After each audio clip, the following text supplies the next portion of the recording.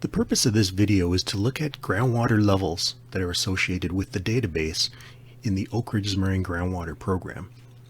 I'm going to start by signing in at oakridgeswater.ca in the upper right here. This will take me to the partner's website. And right there on the home page, there's a Maps button, which will take me to different mapping options.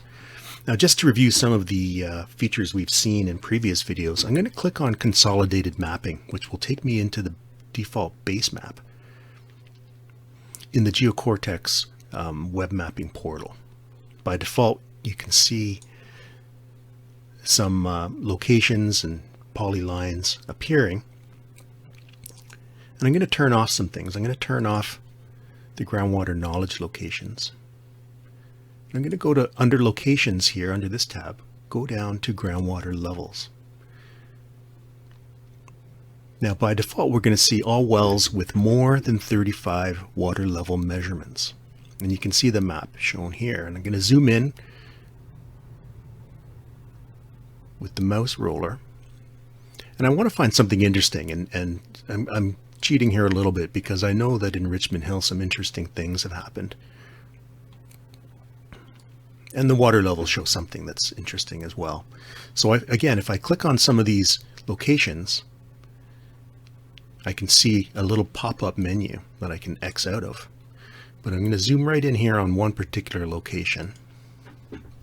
Richmond Hill monitoring well 10. And you can see I can look at the borehole logs for that location and so on. But what I'm more interested in for this video is to look at water levels or groundwater level hydrographs. You can see there's two options here, quick view and time series analysis. And we're going to do a quick review of both of them here. So under quick view, we'll get a new window appear, and you can see here's a hydrograph that appears for that data, or sorry, for that location.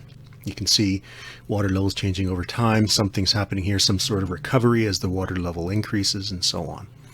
We also have the option in this quick viewer to turn on the surface location, the bottom of the borehole elevation, and the screen elevation. So those are shown as different colored dashed lines here. Just to get some resolution here, I'm going to turn the bottom of the borehole off and the screen off, and just look at the ground surface elevation. So at this particular monitoring well, you can see that the water level is actually above ground surface, which is always interesting from a hydrogeologic perspective, because it can, if this kind of information is known before a field project, it can save some potential headaches. There's also a way to look at the data directly as well. Going back to my consolidated map, we just took a quick look at the quick view for the groundwater hydrograph. Now we're going to open up time series analysis, and this will open up another window under the S hydrograph or shydrograph, shiny tools that we've developed for looking at data in different ways. So here we're looking at things in a little bit more detail. We're looking at the water level shown here on the bottom, and we're looking at water levels that are manual, shown as the black dots, and then water levels from the logger that have been corrected, shown as the green line. We're also looking at interpolated climate data, in this case rainfall and snowmelt. When I say interpolated, I mean that these are spatially interpolated because there's not a climate station at this particular location.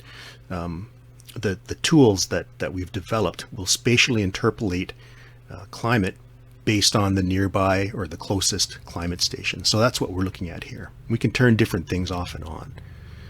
Rainfall and snowmelt now are off. Now we're just looking at the hydrograph. We can also look at the temperature that the water logger the water level logger shows. You can see a trend here. You can turn that off. And you can see there's different options here. So this is the hydrograph with logger and manual data.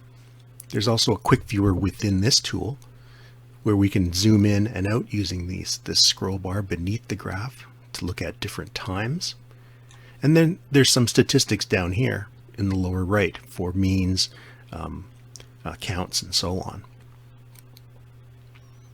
What else is interesting here, on the top here, some of these tools were developed for surface water hydrographs. and some of the tools that are used in surface water hydrology for hydrograph analysis aren't really applicable for groundwater levels. So some of the tools here we won't bother looking at, but under hydrograph we can look at a scatter plot, for example. And the scatter plot I want to show here, we can show on the x-axis the logger data, and on the y-axis we can show the manual data. And we can show a one-to-one line here. So here ideally we want everything to be on the one-to-one line. So what this is showing is, does the water level data that's been corrected, does it match, or is it in line with the manual measurements that are taken? And it's pretty close here. There's an outlier or two, but it's not off by a whole lot. There's other trends and statistics here. Again, I'm not going to go into that because it's really more applicable to surface water hydrology. But going back to the hydrograph, again, we can see, we saw previously in that quick viewer under the graph that our water level is above ground surface for the period of 2013 into 2014, so a little over a year. I want to go back to my, just use the last part of this video to go back to my map. We can see here this monitoring well 10 is where we've recorded back in 2013-14 water levels above ground surface at a certain elevation. So that's interesting because if we go back to our layers menu and go to locations, and we look at this groundwater knowledge and insight, there happens to be 4 locations right in this area with groundwater knowledge and insight. And so let's click on one of them here. So when I click on one of these, I get a little information here. This one is depressurization for the York-Durham sewer system, YDSS. Sewer construction within the community of Richmond Hill. The original YDSS, installed in the late 70s, ran east along Elgin Mills Road and then south along Newkirk Road before continuing, so on. At the time of construction, the former municipal wells along Newkirk Road had been out of service for over a year, and water levels had recovered within the Oak Ridges aquifer. The municipal wells were reactivated during sewer construction in order to control the artesian pressure. So they were pumping in Richmond Hill up until the 70s when they brought in a pipeline from Lake Ontario, so they shut off these Richmond Hill municipal wells.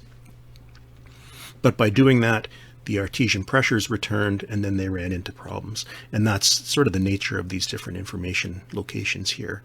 But again, looking at water levels as we did previously, and then looking at this information, we're starting to put together a story of the hydrogeology of this area. We can also look at borehole logs as well, which we've done in previous videos. But we've got a story based on access to the database and to other information. So that concludes this quick video on groundwater levels and a few other little nuggets of information. If you have any questions, you can click on feedback and help up here. Click on error reporting or feature request, things you like, things you don't like, and submit it here with your email. Thanks for your interest in our program, and please look for more videos on different subjects that will be appearing in coming months. Thanks.